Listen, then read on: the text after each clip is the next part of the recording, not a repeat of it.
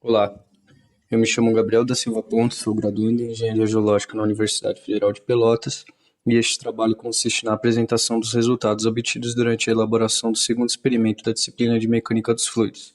A execução deste experimento consiste na construção e utilização de um tubo de Pitot. O tubo de Pitot é uma ferramenta utilizada para a medição da velocidade do fluxo de um fluido quando conhecidas as propriedades físico-químicas deste fluido. O engenheiro hidráulico francês Henri Pitot foi o responsável pela invenção, que tem suas principais aplicabilidades na aeronáutica, na indústria e na meteorologia. Este aparato é essencialmente um tubo com uma abertura apontada à direção das trajetórias das partículas de um fluido, ligado a um manômetro que possui sua outra extremidade conectada à frente do tubo de Pitot. Este manômetro informa variações na pressão estática no ramo à frente do tubo de Pitot e informações sobre a pressão dinâmica do fluido no tubo de Pitot em si. Esta medição se dá pela observação da variação na coluna do fluido manométrico associado.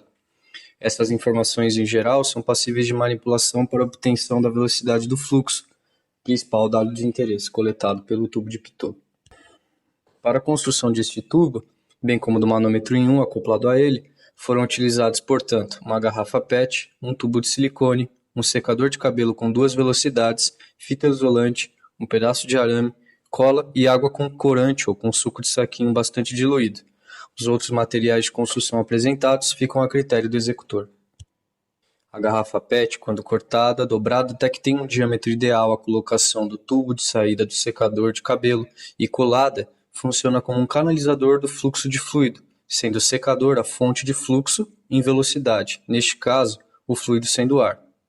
Tanto o tubo de Pitot propriamente dito, quanto o manômetro foram construídos com pedaços dimensionados do tubo de silicone, sendo o primeiro moldado em seu formato comum em L ou dobrado em um ângulo reto por meio da introdução de um fino pedaço de arame no orifício do tubo, e o segundo, manômetro, colado em formato de U. O fluido manométrico utilizado foi a água diluída com suco de saquinho, de modo a facilitar a visualização.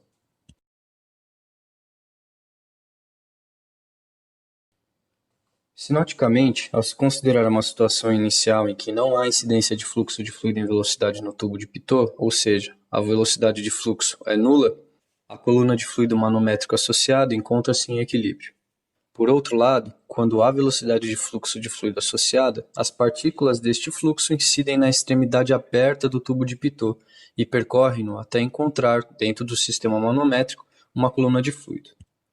Este encontro produz desnível na coluna, em função da carga de pressão e energia cinética associada a choques entre partículas de fluido. A estagnação da coluna de fluido é também conhecida como pressão total, fruto das medições de pressão estática e dinâmica, e precisamente esta variável é passiva de conversão em velocidade de fluxo de fluido. Matematicamente, o tubo de Pitot pode ser entendido como uma aplicação específica da equação de conservação da energia mecânica. Considerando que o ponto de estagnação, isto é, a zona entre a extremidade aberta do tubo de Pitot e o canalizador, apresentam conservação de energia mecânica, ao se realizarem as devidas manipulações algébricas e correlacioná-las à equação manométrica, encontra-se a velocidade de entrada do fluido no tubo de Pitot. A pressão de estagnação, citada anteriormente, é precisamente a variável correlacionável à equação manométrica, que com a variação da coluna de fluido, auxilia a correlação à velocidade de fluxo de fluido. Obtida a velocidade de fluxo de fluido, e sabendo-se a viscosidade dinâmica do fluido em questão, no nosso caso é o ar, e o diâmetro da seção associada também, é possível realizar a classificação do tipo de regime de escoamento, inclusive, por meio da utilização do coeficiente de Reynolds. A utilização deste tubo de Pitot produziu 2 medições. A primeira é a altura da coluna de fluido na menor velocidade do secador de cabelo, e a segunda é a altura na coluna de fluido da maior velocidade do secador de cabelo. Essas medidas foram utilizadas para o cálculo da velocidade de fluxo de ar.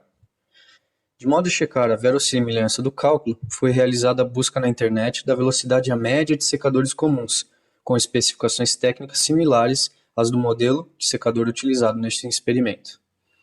O cálculo do erro percentual entre os valores de velocidade de fluxo de ar medidos pelo tubo de Pitot e aqueles informados em fontes consultadas na internet retornaram precisão no sensor criado de 69,98% para a menor velocidade do secador e de 58,81% para a maior velocidade do secador.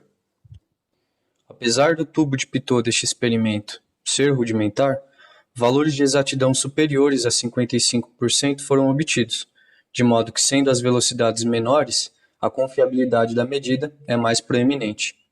Ajustes podem ser realizados de modo a obter-se a confiabilidade ainda maior.